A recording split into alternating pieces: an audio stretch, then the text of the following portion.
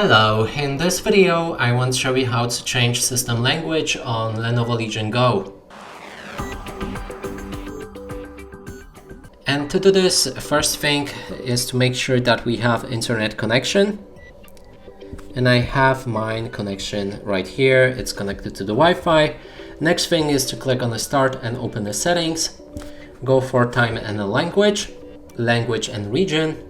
Right here, you will find all of the language packages that you've installed. I have two. You can click on this pop-up and choose whichever language you like. If you want to add different language packages, select Add Language and find your preferred one right here on the list. When it's added, you can see it right here when the package is downloaded. Next thing we should do is go for administrative language settings. Here in the administrative, change your system locale to the language that you've picked.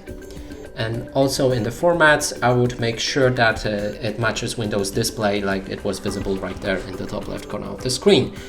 And that's it for this video. Hope you like it. Please consider subscribing to our channel, leave a like and a comment below.